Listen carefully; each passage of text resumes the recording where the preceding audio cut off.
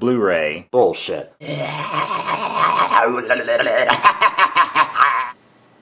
Live long and prosper, and welcome to another edition of Kakalaki Movie Madness Blu-ray Bullshit. where we shoot the shit about movies, and this week we're shooting the shit about Star Trek, the J.J. Abrams version. And we're both big Star Trek fans. I may be a little bit more fanatical than you, having the uniform and all of the little the Reliant, you know, and the phaser. And, actually, I have two phasers. You do. Yeah, I've got an actual replica from the mold of the original series, and I've got you know, just big Star Trek fanatics, but he's a pretty big fan too. Yeah. So you want to start us off with a little intro to this? Yeah. You've got the nice 3-disc collection here. Mine's a single disc former rental. Saw it in the theater. I loved it, and so I had to go ahead and get it.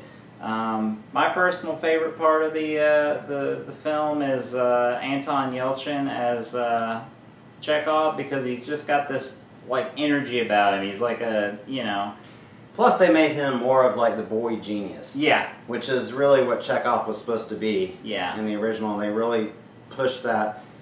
You know, that leads me to a thought that of all the incredible things that they pulled off in this film, one was giving each character his screen time. Mm-hmm. And that's a hard thing to pull off. If you go back and watch a lot of the original series films, a lot of the characters like Uhura and Scotty and even Sulu, they, you know, a lot of times they didn't get their due. And Abrams did a great job, and the writers did a great job of giving each of the characters their time. And so... Yeah. Also, while we're talking about the actors, Carl Urban was dead on as Bones. Yeah. The facial expressions, the intonation, the voice, and it didn't come off as straight up copycat. It just came off as very natural. Genuine, very natural, and he just did an awesome job. The only thing I didn't like, and I actually think he came up with this, I did not like the introduction of why his name is Bones.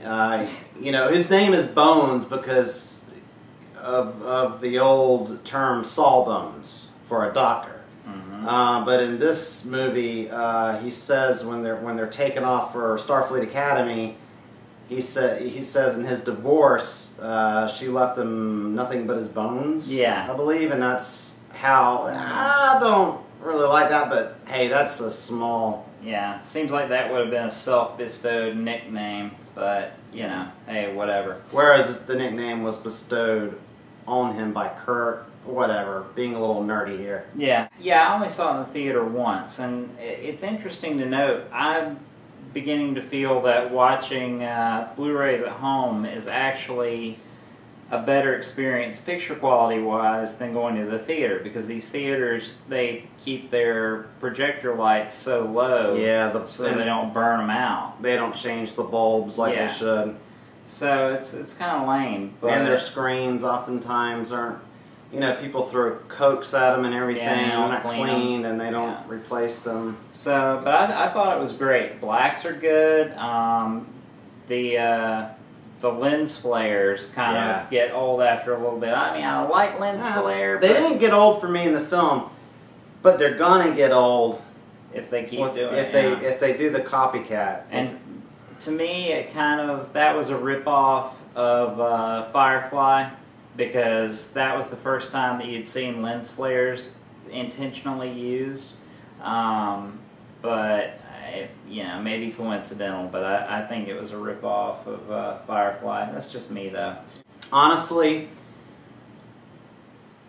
couldn't have done a better job with this movie, because the expectations were so high. I mean, how do you reboot Star Trek? How do you have somebody play Captain Kirk? Shatner is Kirk, and yet Chris Pine freaking pulled it off. Yep. I mean, he just... I was so impressed by his performance. I wouldn't say he stole the movie by any stretch of the imagination, but he was great. And he pulled off playing Kirk. Not Shatner as Kirk, but actually the character of Kirk.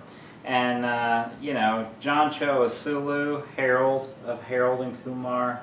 Yeah.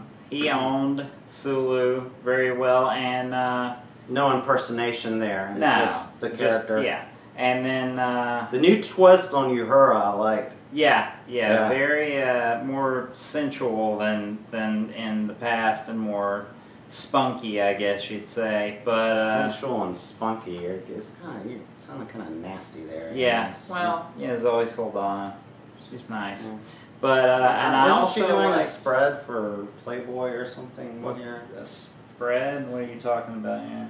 Anyway. Yeah, I don't feel like being nasty right now. I know that's where your mind always exists. It always goes there. Yeah. I also enjoyed Shaun from Shaun of the Dead. Oh, yeah. Scotty. Yeah. He was good. Yeah, that was great. And his little companion that was down there with him. Must own Blu-ray.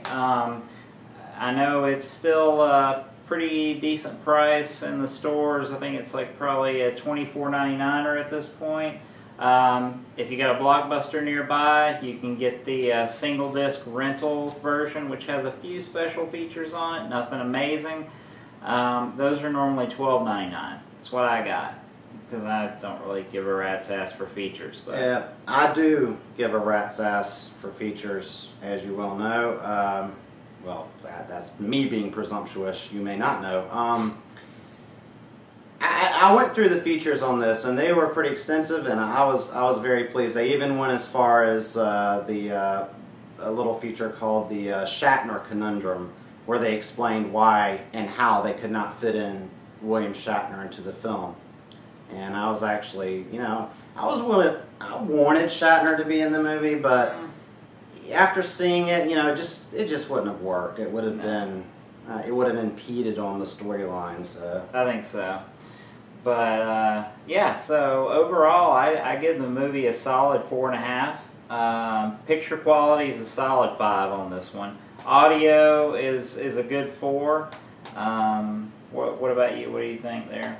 It sounds like a highly logical rating there. Yeah, very logical. So yeah, I give the picture a 4 or 5. I give the sound a 4 or 5. Yeah, I give the movie a solid 5. As I was just blown away by the fact that they pulled it off, and it was a big success, and they brought in a lot of new fans, and they made Star Trek cool, and redesigned the Enterprise a little bit. Yeah, freshened it up. The nacelles I'm not really so happy about, but the rest of it looks cool. And one thing is, Abrams said that he wasn't the biggest Star Trek fan growing up. He was more of a Star Wars guy, and you can kind of see that in there. That, you know, but more actiony than Star Trek movies of the past. But he said he was really impressed by Star Trek the Motion Picture, and that's one thing that got me excited early on, that it could possibly be good. And it's like I'm talking about big balls right here. Abrams got big balls, you know. He needed them to take on that property, and because he could have been facing a 1,000,000-man lynch mob. Yeah, at his Malibu home. But yeah, he did it, took it on, kicked its ass, owned it.